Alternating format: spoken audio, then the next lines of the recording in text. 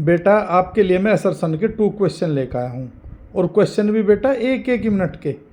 देखो क्वेश्चन कितने इजी हैं, आपको 1 मिनट नहीं लगेगी आपको समझने में इतने अच्छे तरीके से, यदि आप समझोगे जो मैं बोल रहा हूँ। देखो असरसन में ये दिया है कि sine square 67 degree plus cos square 67 degree is equal to 1, और फिर रीज़न दे दिया इसका भाई, इसलिए 1 आया इसका आंसर कि for any value of theta sine square theta plus cos square theta is equal to 1। तो बच्चे ये समझ बैठते हैं भाई इसको सॉल्यूशन करना पड़ेगा तब 1 करना।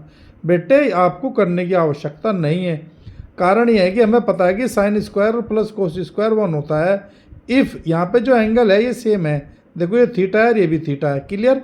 तो इसका अर्थ है कि ये आपका 1 कह रहा है रीजन है, तो बेटा यहाँ पे भी सेम है। देखो ये 67 और 67, इसलिए बिल्कुल आप जो है निकालने की ज़रूरत नहीं, ये इसी निचले वाले रीजन के कारण इसका आंसर 1 है। तो देखो आपका जो है बोथ असर्शन ए और रीजन आर बिल्कुल ट्रू है और रीजन इसका बिल्कुल करेक्ट है। तो देखो बेटा ये केवल आपको समझने के ऊपर, आइडेंटिटी के ऊपर क्वेश्चन था, तो ये ज़रा सी देर में हो गया। ऐसे ही नीचे का क्वेश्चन देखो, असर्शन दिया है, क्या दिया है कि पी एक्स है आपका ये 14x³ minus 2x² plus 8x4 plus 7x minus 8 is a polynomial of degree 3। अब बच्चे क्या काम करते हैं, देखो इसने जो है पोलोनोमियल जो दिया है वो क्यूब से स्टार्ट करा है, तो बच्चे कुछ ये समझ बैठते हैं भाई क्यूब से स्टार्ट करा है तो ये पोलोनोमियल जो भी है आपका क्यूब है तो इसका वही होगा। नहीं बेटा, यदि हम स्टैंडर्ड फॉर्म करते हैं पोलोनोमियल्स को, हमेशा आप स्टैंडर्ड फॉर्म में लिख लेंगे, यदि नहीं लिखते तो दिमाग में लिख लेंगे उसको। स्टैंडर्ड फॉर्म होती है कि जो आपका जो वेरिएबल दिया है ना बेटा, वेरिएबल आपका जो टर्म्स दिया है उसकी पावर जो ज़्यादा होगी वो सबसे पहले रखे जाएगा।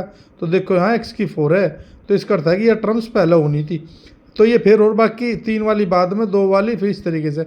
इसका अर्थ है कि ये पोलिनोमियल आपका x⁴ का है, तो यहाँ पे पोलिनोमियल डिग्री आपकी 4 होगी न कि 3। तो पहले वाला बेटा गलत हो गया।